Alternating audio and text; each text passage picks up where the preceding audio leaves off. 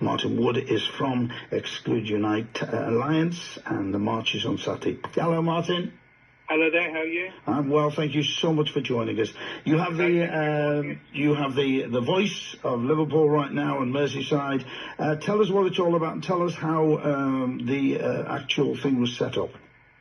Okay, so this has been set up in response to the lack of government support for around 3.8 million people who are currently excluded or denied access to any meaningful support from the COVID support schemes. It's been set up by sort of 4 or 5 founders, and we're looking forward to sort of lobbying further, really, with regards to MPs and engaging back with media to try and, sort of put an end, really, to the suffering that these excluded people have had over the last, what's coming up, sort of 16, 17 months now. So I think it's a fantastic idea, and as you know, I'm coming on Saturday without any shadow of a doubt, along with a lot of people up here, I hope. But I want to be negative by just saying one thing. Isn't it a lost cause? The government have got no money. The government are not going to give us anything now at this late date. Isn't it a lost cause? No, I don't think it is. I think the government have got the money in order to level up for these groups of people. I think that it'd be naive not to provide adequate support in order to get the economy back up and running. And I think sort of anything less is going to see quite sort of serious economic scarring throughout the UK, because fundamentally a lot of these people are going to be company owners who haven't had support, who are going to be looking to take back on their furloughed staff. They need to get back up and running. The whole economy will just grind to a halt if these gaps in support aren't filled. So, Martin, you, and by the way, that's the only negative thing I'll say, because I'm completely and utterly on your side along with everybody else, but you just mentioned then about bosses and the furlough staff coming back. That's one thing that made me incredibly angry, Martin, incredibly angry, that people have been put on furlough, but the bosses haven't been put on furlough. What the hell are the bosses supposed to have done? So no, it's a difficult situation, I think, because I think sort of a lot of people aren't aware that many of the sort of company owners haven't had any support at all, despite their staff, receiving, good, adequate sort of furlough, financial support. But to get a company back up and running, get it back into production, and producing money, it's going to need, those staff to come back on board.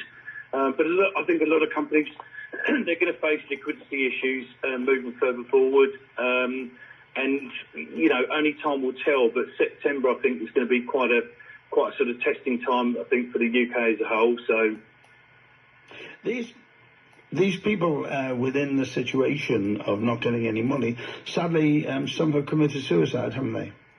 They have, yeah. I mean, we're aware of, so 25, 26 people that have sadly taken that sort of route, basically. I'm sure there's many more, and it is a very, very difficult situation that people have faced. So, I think it's sort of compounded by the fact that some of the support schemes, or the other support schemes, have been very generous, and certainly the self-employed income support scheme has kept people going throughout that period of time.